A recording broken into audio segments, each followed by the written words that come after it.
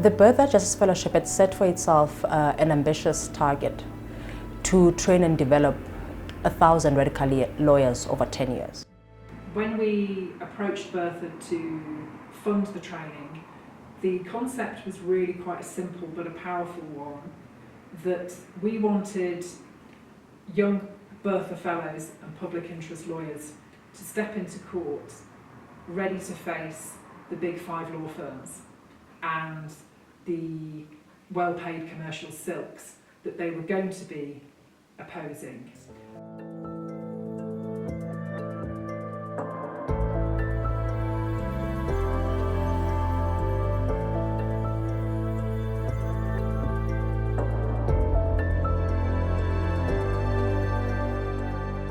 I think what Bertha did was it opened up the network to such an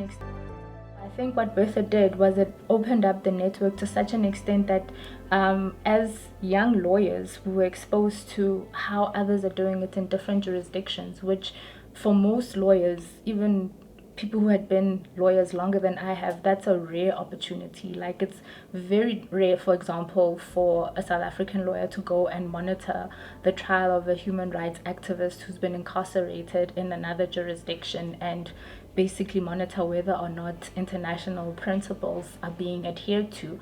That's something that I don't think a lot of older lawyers that I know have done that, but I had that opportunity as a young candidate attorney.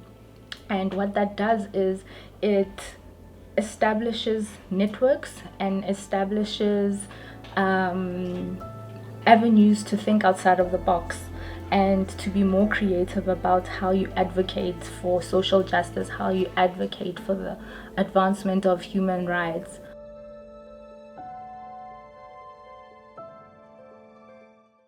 So I think the Bertha Justice Fellowship is not simply just about assembling a team of individuals that can work in the human rights space, but people who actually relate to the individuals that they will be representing, because they themselves are the faces of those movements.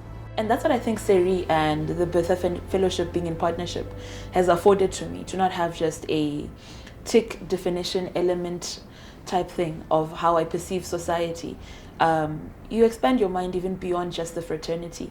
And besides that, at an obvious level, it afforded me an employment opportunity I might not otherwise have had, to both be personally and intellectually fulfilling, as well as have an additional unintended role of providing a community of like-minded individuals that share in my vision for the world, and also tweak what I expect the world to be and how I can contribute towards making it a more safer, more sustainable society.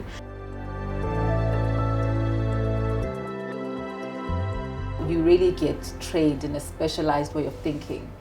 I've probably never had to look at problems the way I have here. I feel trusted. I feel seen as a professional. I'm trusted with clients. I'm trusted with my matters.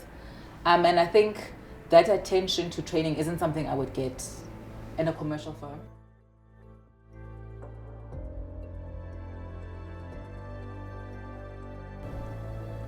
This has given us an opportunity not just to be lawyers, but to be teachers, because that's what we are. The primary aim is to make sure that once we step out or move away from them, they are still able to sustain themselves legally without requiring an attorney to assist them. Not only have I been able to receive my training at the Equal Education Law Center under the Bertha Justice Fellowship program, but I've been able to invest and train others that came after me. I've been a supervising attorney, principal, mentor to many other candidate attorneys, junior attorneys, interns, that in their own ways, in different places in the sector, is currently, contributing to the advancement of social justice.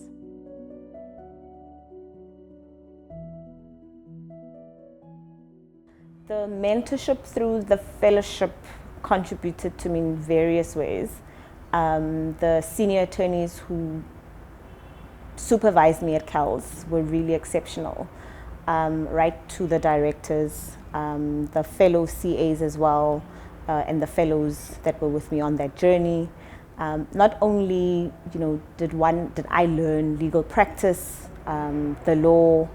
I learned a lot about community engagement, how to work well with partner organizations, how to maneuver in coalitions, and the art of negotiating.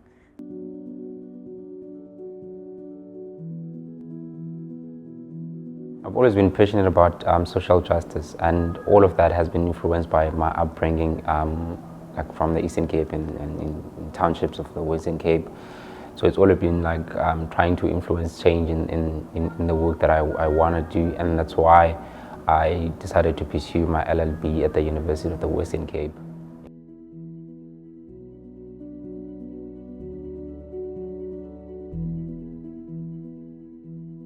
In my story, what I wanted the most, what I needed the most was someone to assert my right to education at the time and be like, they have a right to education, what you're doing is wrong.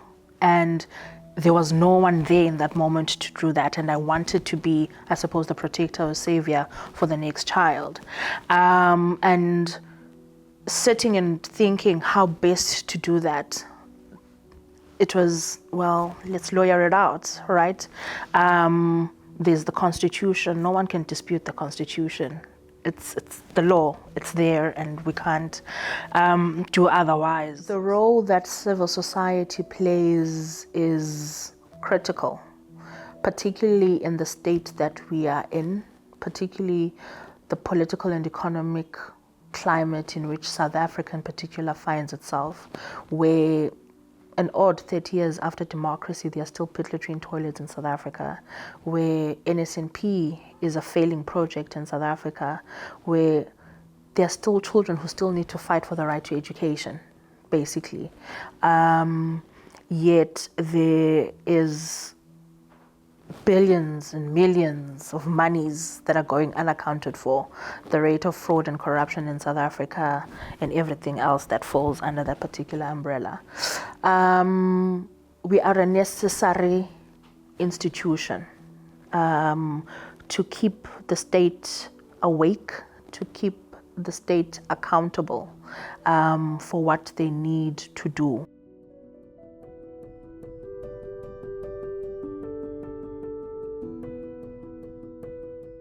We are currently in a moment where there is a scarcity of funding, regardless of the social justice work that the organization is engaged in. But at the same time, we are in a moment where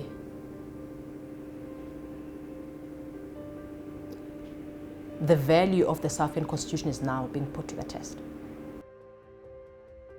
If public interest lawyers have less access to funds, we'll find ourselves in a position where we'll have to consider accepting funds from corporations, which compromises our legitimacy, which compromises the kind of cases that we can take on, which compromises our ability to take them on.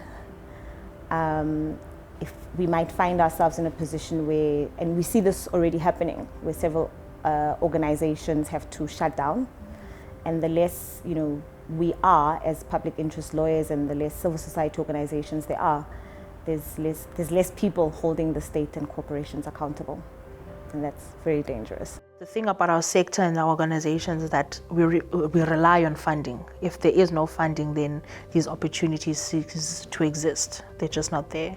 So having Bertha exist allowed for the law center to have that opportunity, allowed for me to apply for the job. So without Bertha, they wouldn't probably be in Napila Sande sitting here today. It was through that funding that that opportunity came through. So just thinking about Bertha not being there feels a little sad and a little bleak, because I think of the next Pila Sande, who is going to miss out on an opportunity like this.